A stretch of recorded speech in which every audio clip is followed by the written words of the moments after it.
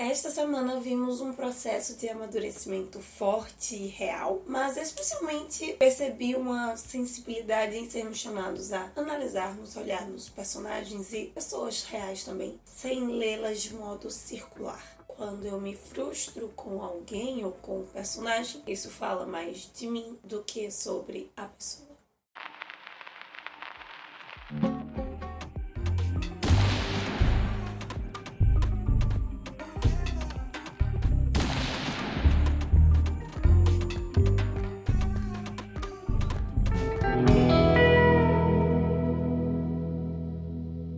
O que temos para hoje são Anjos e Dulcineias. Eu sou a Larissa Bertolino. Você está no canal Uma Garota Quixotesca, onde nós tratamos de literatura, sempre partindo de ideias, pressupostos, temáticas que saem do nosso queridíssimo Dom Quixote de La Mancha. E mais especificamente você se encontra no terceiro episódio da nossa jornada de leitura conjunta da Mulher Habitada, da Gioconda Belli. Começamos já a segunda metade, já lemos 3/4 desse livro. Nas páginas dessa semana, os sentimentos e as inseguranças da Lavínia ficaram cada vez mais evidentes. Nós entendemos porque ela tem uma relação não muito boa com os pais.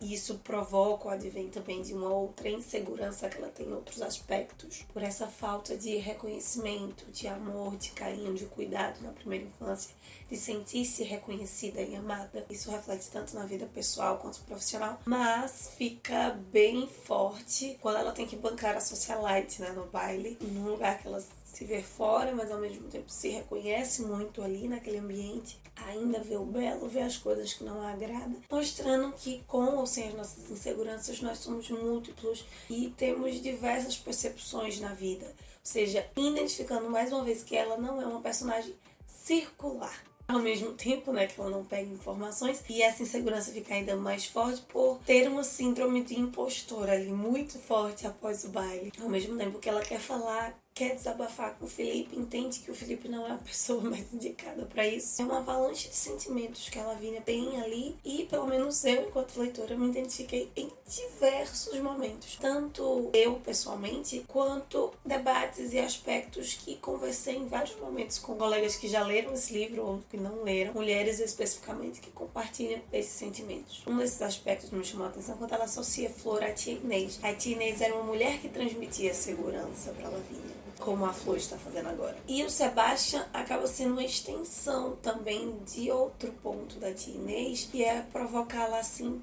a se colocar para receber respeito. Ela faz isso com o engenheiro, o Vela, né, quando rola ali o assédio, com o Adrian também. E eu fiquei me perguntando muito qual seria a resposta com o meu retorno a essas atitudes, como eu me comportaria. Porque a Itzá faz uma espécie desse movimento, né, de se pôr no lugar da Lavínia, quando ela disse que gostaria muito de passar horas conversando com a Lavínia ao redor da fogueira, indicando, deixando cada vez mais claro que sim, a Lavínia está num processo altíssimo de mudança, de alteração, e os capítulos dessa semana já mostram esse segundo, essa nova fase, essa vivência. Algumas coisas já estão mudando, outras já estão consolidadas. É tanto que a despedida da Flor, fazendo essa passagem com ela, né, fazendo juramento, soltando a informação de que o Felipe luta com Yarins, mesmo ela não fazendo ideia, porque ela falou aquilo, nem sabe quem é Yarins. Traz uma influência da Itzá, mesmo imperceptível, sobre a Lavínia, mas do espírito não no modo místico de incorporação, apesar da Itzá dizer que teve influência ali e tá tentando cortar as memórias e qualquer influência que a Lavínia tenha, mas é do espírito do movimento, não o movimento da luta libertária que elas estão, da mulher quando possui consciência sobre o feminismo, sobre quem ela é, onde ela está, de como a sociedade se comporta com ela por pertencer a esse gênero. Por outro lado, a gente tem um reflexo disso no diálogo da Lavínia com a senhorita, no caso do Vela. E as Velas são um tipo de mulher que ela não quer ser em momento nenhum. Mas quando a senhorita Vela se apresenta ali como uma mulher sufocada, com as suas formas de lutar, né, para ter um propósito, ela não tá na luta armada, mas ela vê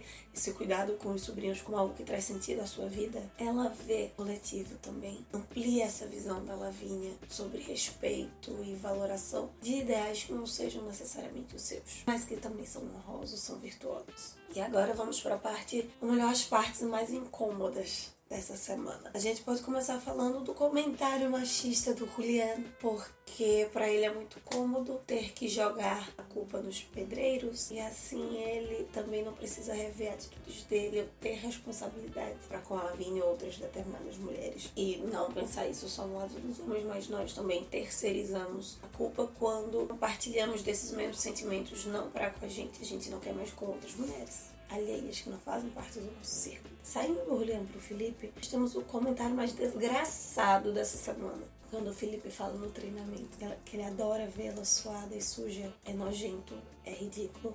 Pode ser picante, provocador, foi patético, me causou ânsia. E como se não bastasse, o Sebastian fala pra Lavínia que o Felipe, na outra questão, né? Ele só tá com ciúme. E aí, em cima disso, o Felipe vem pedir desculpa e, na verdade, ele usa as falas da Lavínia pra justificar o erro dele. No final das contas, ele não pede desculpa direito, que ele tá só terceirizando novamente a culpa do que ele fez. Isso acaba se tornando grave, porque é um texto que dá muita atenção pra palavra, pro que é dito, pro que é oralizado, pro que é expressado. E por mais que o Felipe tenha tido atitudes terríveis, tudo que ele fala vai piorando, tanto no sentido de como ele enxerga a Lavínia como mulher, como corpo, como mente, indivíduo, como vários aspectos. Então, sinceramente, me conta aqui embaixo se só sou eu ou você também está detestando o Felipe e você não queria que a Lavínia ficasse com ele, não ficasse com ninguém. Tá no período de mudança, foca nela, foca em si, o que você precisa resolver da sua vida, mulher. Quando ele pede perdão, ela usa uma frase sensacional. Tá tentando se desculpar da sua irresponsabilidade. Ele toma a atitude que ele quer, ele é extremamente irresponsável. Pede desculpa por algo que não é um acidente. É possível ser controlado, sim. Ao mesmo tempo, há sérias dificuldades e confusões na Lavínia que me chamam muito a atenção também. Que é quando o Sebastian fala pra ela que ela tem sérias dificuldades em trabalhar com o coletivo, em pensar no coletivo. Isso é não justificado como uma desculpa, mas uma explicação e que faz todo o sentido desse recorte do feminino que a Gioconda Belli coloca, porque ela está acostumada a atuar sozinha na vida. Ela tem esse processo de rejeição desde criança, né, mencionado. Ela, como mulher, tem que estar se provando 2 vezes mais no ambiente que ela trabalha, que é dominado por homens. Como é que poderia ser diferente? O Sebastião quer que ela Lavínia pense de outra forma, tendo o contexto que ela tem. E apesar disso, quando ela tem o diálogo ali com a Sarah de ser idealista, o idealista como alguém que tem dificuldade de aceitar o mundo como é e querer mudar o mundo e por isso tem dificuldade também de se aceitar, é muito forte, novamente, por ter esse recorte do feminino, apesar desse discurso ser colocado tanto para as mulheres quanto para homens, quando qualquer pessoa realista, idealista, mas tem uma dimensão, tem um lugar de como a mulher projeta o mundo, tem que ser colocada ou se colocar no mundo, que é diferente. Tudo isso, toda essa questão da condição da Lavínia como mulher, dessa questão das falas do Felipe, é talvez o que esteja entrando em choque. Entra em outras camadas quando ela detalha sobre a relação sexual deles. Como ela fala da facilidade da comunicação através da pele, através do corpo. Mesmo assim, isso é muito forte, mas não dissolve o que veio antes, a questão das falas. E talvez exatamente porque o corpo se trata ali de uma outra linguagem, de algo forte, mas que só vem após a palavra. A palavra tem que vir antes. A relação de ambos com fala precisa vir antes e ela está prejudicada. Isso tudo culmina talvez para uma das grandes reflexões do texto. Como mudar a sociedade sem mudar os homens? Sem mudar o indivíduo, mas nesse caso aqui, o homem. O homem latino-americano é uma espécie de homem complicado de se lidar também nesse aspecto. Ela tem que atuar segura, exigindo respeito e tomar várias medidas, porque os homens não vão mudar a forma como eles pensam. Aqui pensando nas velas, as mulheres também dentro desse mundo criado para os homens. Eu vou retirar o que eu já mencionei agora nesse vídeo, porque eu acho que de verdade o momento onde eu tive mais raiva do Felipe essa semana, quando ele pede para Lavínia deixar o projeto após o assédio do Vela. E talvez a raiva enquanto leitora vem porque, lendo e estando dentro da mente da Lavínia, a gente acaba também idealizando o Felipe como ela idealiza. E por isso nós temos esse impacto. E uma coisa que me chamou a atenção é que eu fiquei mais chocada com a atitude do Felipe do que com o assédio do Vela. E também algo nojento e repugnante, mas exatamente porque do Vela nós esperamos de tudo e o Felipe nós temos essa idealização, há esse choque. Como a Gioconda constrói justamente após isso a voz da tia Inês, que na verdade, né, reverbera na Itzad, que a Lavínia precisa ser a sua melhor companhia, me deu um choque, uma volta assim de realidade. Mesmo como leitora, não crie muitas expectativas desses personagens. A Lavínia, ela estava com raiva dos outros, ela estava, obviamente, gerando conflitos que ela precisa resolver na sua vida, mas devido a isso, ela perdeu de notar pontos importantes do seu crescimento, pontos importantes do seu amadurecimento que estavam acontecendo, mas ela não percebia. Isso simbolicamente é refletido no florescimento, no desenvolvimento ali da laranjeira, mas nós percebemos isso na narração, no enredo construído desse desenvolvimento da personagem. Ficam duas perguntas que talvez possam ser respondidas no capítulo dessa semana, quando nós finalizarmos o livro. Espero que sejam, se não, vamos conversar sobre isso no último vídeo. Por que o Adrien incomoda tanto? Por que ele deixa a Lavínia tão insegura se aparentemente eles têm uma relação super tranquila? A frase da Lavínia é mais forte para o Felipe, porque ela não consegue vê-lo no seu futuro. Junto a isso, como ela se vê no futuro, ela fala, né, sobre essa dificuldade de se enxergar. E pra mim, pessoalmente, eu, Larissa, o que ficou reverberando pra mim, que talvez por isso esse livro esteja me transpassando de diversas formas, a dificuldade exatamente que nós temos de, num período de extremas mudanças e de muitas alterações, projetar, mesmo que não idealizado, claro, mas de enxergar o mínimo nós no futuro do indivíduo. Se conseguir, eu não consigo me identificar agora, eu não sei quem eu sou agora, então eu não consigo pensar numa projeção. É por isso que a mulher habitada, eu acho que é a habitação de todas nós.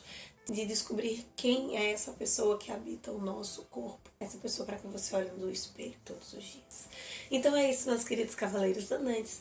Este é o nosso comentário sobre a penúltima parte de La Mujer Habitada. Coloca aqui embaixo as suas impressões, as ideias que você teve na leitura dessa semana. Nos encontramos quarta-feira e sexta-feira, também às 11 horas aqui no canal, lá no Instagram, todos os dias. Enquanto isso, que possamos sair da biblioteca e ver muito além dos banhos de vento.